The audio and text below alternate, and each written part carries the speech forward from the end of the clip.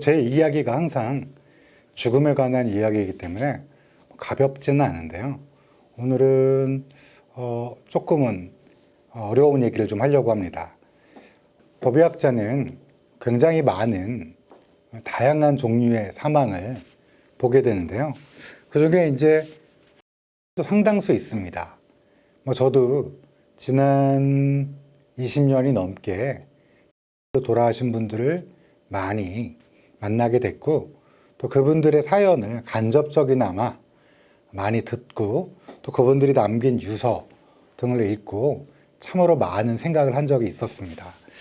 또 가장 가슴에 좀 남았던 아픈 게 어느 날 한강에서 어떤 분이 이제 제가 인물이 특정될까봐, 그분이 이제 혹시 가족이 보실까봐 조금 걱정은 되는데 이제 최대한 순화해서 말씀드릴게요. 제 부검 때 이제 한강에서 막 이제 익사된 분이 저의 부검 때에 올랐는데, 이제 경찰 분들은 왜 이걸 이렇게 저희한테 보내셨냐, 시신을.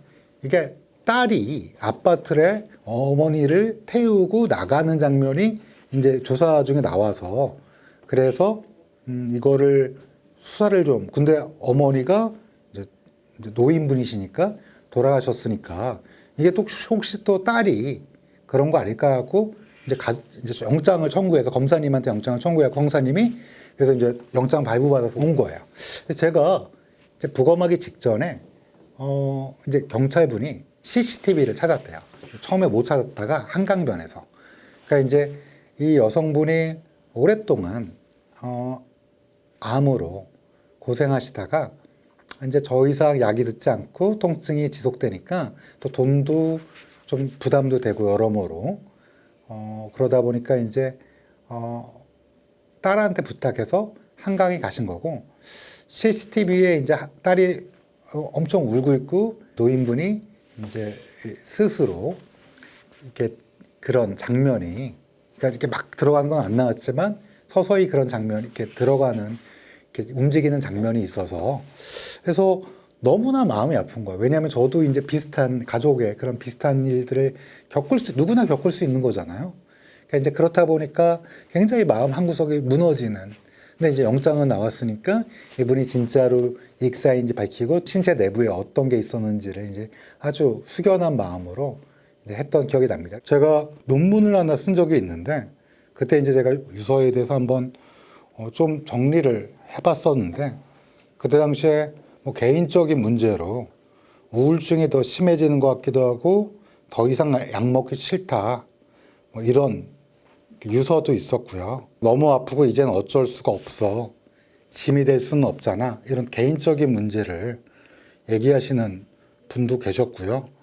또 대인관계에 있어서 나를 키워주신 외할머니가 돌아가시면서 하늘이 무너지는 심정으로 방황했다라는 것도 있었고, 지금 가장 힘든 건 사고가 나서도 아니고 돈 때문도 아니고 내 옆에 아무도 없다, 내 아들도 없고 내 가족도 없다, 이런 글도 보고 참으로 많이 마음이 아팠습니다. 사람에 따라서는 주변에 대한 부정적 인식을 나타내신 분도 있는데요. 마지막 남긴 글에 착하고 열심히 사는 사람들은 사고도 잘 나는데 나쁜 놈들은 사고도 나지 않네, 나는 이 세상을 등지련다, 또 99%가 살만한 세상은 절대 오지 않을 거야, 이런 글들도 있습니다. 또 자신에 대해서 부정적인 인식을 가지는 글도 꽤나 봤었는데요. 저러한 놈은 정말 망나니처럼 살았던 것 같습니다, 이런 말들을 또 남기신 분들도 있었어요. 그래서 제가 여러 가지 카테고리화를 하고 또 읽어보면서 참 많은 것을 느낀 적이 있었어요. 이런 유서 중에서 가장 마음이 아팠던 유서는 사실 몸이 너무 아프시고 생활이 너무 힘드시다 보니까 이거를 이제 글로 쓰신 다음에 마지막에 남긴 글이, 아들, 엄마가 어렸을 때 너무 때려서 미안해, 엄마도 그때 너무 젊었고 살기 힘들어서 그랬어, 엄마가 정말 미안해, 이런 글을 써주고 그 아래 이제 돈을 좀 남겨놓고 장례치를 돈 아들한테 미안하다 그러면서 이런 글을 봤을 때 사실 마음이 많이 무너지는 듯한 느낌도 좀, 왜 이분이 이렇게 고단한 세상에서 끝까지 이렇게 힘드셨을까, 이런 생각을 좀 해봤습니다.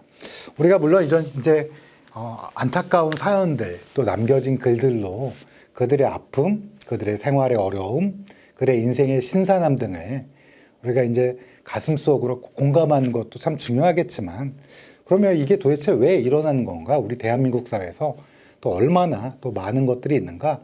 뭐 이런 것들을 살펴보는 것도 중요할 것 같습니다. 케이스만 하나 더 말씀드리면 사실은 정말 많은 케이스가 머릿속에서 떠오르고 있는데 한 가지 제가 기억에 많이 남는 경우는 어느 날 그 할아버지 할머니가 사망한 거예요. 어떤 바깥에서. 근데 그 부부셨어요, 부부. 부부였는데 근데 그 할아버지는 이제 스스로 이제 그런 게 분명했고 그 다음에 이제 할머니께서는 아내분이시죠. 아내분은 막 곱게 옷을 차려입으셨는데 목을 졸린 이 흔적이 좀 있었어요. 근데 뭐 손을 이렇게 묶었는데요. 손목을 묶었는데 왜 보통 우리가 손목을 묶으면 이렇게 막 아프게 묶잖아요. 이렇게 제압을 하려고. 근데 이제 손수건을 대고 손목을 묶은 상태였고 할아버지가 이제 스스로 그런 일을 한 상태 옆에 유서가 있었는데 내가 아내를 사망케 했다. 그리고 뭐 용서해달라. 이렇게 짧은 것만 있었어요. 근데 이제 할머니의 목도 수건을 대고 이제 한 거예요. 좀 이상하잖아. 그리고 이것도 제압한 것도 헐렁했어요. 그러니까 이제 사연을 들어보니까 그 할머니 할아버지가 이제 오랫동안 할아버지가 작은 기업에서 성실하게 사셨고 뭐 아주 뭐 풍족하지는 않지만 그래도 뭐 노년까지 뭐 은퇴할 때까지 열심히 해서 이제 집안칸 왜 우리 보통의 삶이 그렇잖아요. 집안채 이제 온전하게 잘 했고 이제 노년 생활을 즐기시면 되는데 이제 아들이 있었는데 아들 하나가 있었는데 아들이 막 사업하다가 크게 이제 뭐 잘 안 되고 또 할아버지 할머니의 집을 또 이렇게 좀 돈을 융통하려고 하다 보니까 그것도 넘어가고 할머니 할아버지는 신불자가 되고 아들도 신불자가 되고 이러니까 이제 할머니 할아버지 중에 할머니가 이제 거액에 아주 거액도 아니고 사실은 이제 낼 수 있는 돈이 많이 없으시니까 생명보험을 들어놓고 할아버지가 이제 할머니를 사망케 하면 상해보험이 돼요. 뭐 아시겠지만 타인에 의해서 사망하면 그런 보험이 되잖아요. 근데 이제 사실은 이게 이제 스스로 그렇다 그러면 그거는 보험에 해당되지 않거든요. 의도적인 경우에는. 그래서 제가 결론을 내릴 수밖에 없는 건 이건 촉탁살인이라고 그래서 이제 동의하신 거예요, 할머니가. 이 여러 가지 정황을 보면 할머니 할아버지의 마지막 바람이 아들한테 그런 걸 좀 물려주고 싶으셨나 봐요. 이게 너무 힘드니까 아들이. 원래 그 부모님들은 끝까지 많은 부모님들이 자식을 걱정하고 뭐 그런 게 부모님의 마음 아니겠어요? 너무나 힘든 아이를 위해서 그렇게 하셨던 것 같은데 제가 이제 그거를 결론을 내리면서도 내가 좀 잘못하는 거 아닌가. 왜냐면 촉탁살인이면 이게 못 받거든요. 근데 마음속으로 근데 뭐 제가 하는 일이 이거를 거짓으로 할 수는 없잖아요. 그러니까 이제 마음속으로 되게 내가 이거 죄 받는 거 아닌가? 막 이런 생각을. 근데 뭐 저는 이제 진실만을 얘기해야 되니까 뭐 거짓으로 할 수는 없잖아요. 그러니까 그랬던 기억도 많이 납니다. 우리나라 고의적 자해의 특징은 높은 청년의 사망률입니다. 20대, 30대 너무 높아요. 10만 명당 남성 19.9명, 여성 12.5명. 제가 기억에 많이 남는 게 강남에 있는 초중학교를 나왔어요. 이 남자 청년이. 그리고 이제 고등학교도 특목고, 유명한 고등학교. 거기 막 되게 유명한. 그리고 이제 그 대학교는 이제 유명한 대학교. 어디라고 얘기할 수는 없고요. 그러니까 SKY 중에 셋 중에 하나인 대학교를 나왔어요. 그러니까 뭐 탄탄대로를 남들이 보기에는 뭐 가정환경도 좋고 탄탄대로인데 이 친구가 대학에 딱 들어가고 이제 살짝 놀다가 나는 이제 국가를 위해서 봉사를 해야겠다 뭐 이런 생각을 해갖고 행정고시에 이제 시작한 거예요. 그러니까 모든 사람이 얘는 한 몇 년 준비하면 잘 될 거다 했는데 이게 시간이 지나고 5년, 뭐 6년, 7년 그러다가 어느덧 10년이 된 거예요. 여러분 아시겠지만 군대 뭐 이렇게 여러 가지 하면 남자 나이가 30이 넘어가게 되면 사실 좀 조급해져요. 그래서 그때 막 이렇게 막 기업도 들어가고 이랬어야 되는데 이제 워낙 본인에 대한 자존감, 자신감, 그리고 주변에 대한 기대, 또 부모님들이 너는 그 돈 신경 쓰지 말고 네가 하고 싶은 거 해라. 이게 되게 좋은 얘기잖아요. 근데 이게 이제 오히려 이분한테는 족쇄가 되었나? 뭐 이런 생각이 좀 들 정도로 혼자서 뭐 여러분 아시겠지만 수험생활이라는 게 이분이 좀 오랫동안 홀로 뭐 강의만 듣고 뭐 말도 없이 이러다가 어느 날 이제 또 제 부검대에 오르게 된 거예요. 한강에서 발견된 거예요. 그러니까 이제 어머님과 여동생분이 오셨는데 믿기지가 않는 거예요. 이게 전혀 어머니한테는 엄마 하면서 그냥 전화하면 무뚝뚝하지만 열심히 하고 있다. 뭐 이렇게만 얘기했는데 이게 뭔가 잘못됐다. 누군가 뭐 살해한 거 아니냐. 우리 아들은 그럴 리가 없다. 이렇게 말씀하시는 거예요. 많은 분들이 자제분을 잃게 되면 이게 뭔가 누군가의 희생양을 꼭 이렇게 뭔가 잘못된 사람이 누구 때문에 그렇다. 이런 거를 꼭 찾게 되세요.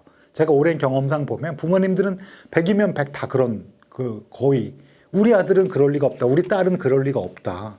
이렇게 많이들 생각하시는데 사실상 유서를 남긴 건 없지만 주변 친구에게 남긴 문자를 보면 참으로 오랫동안 외롭고 왜냐하면 대인관계라는 게 정말 중요해요. 그 친구가 만약에 조금이라도 사람과 만나게 되고 뭐 인생이라는 게 꼭 마음먹은 대로 되지는 않잖아요. 여러분 마음먹은 대로 되셨어요?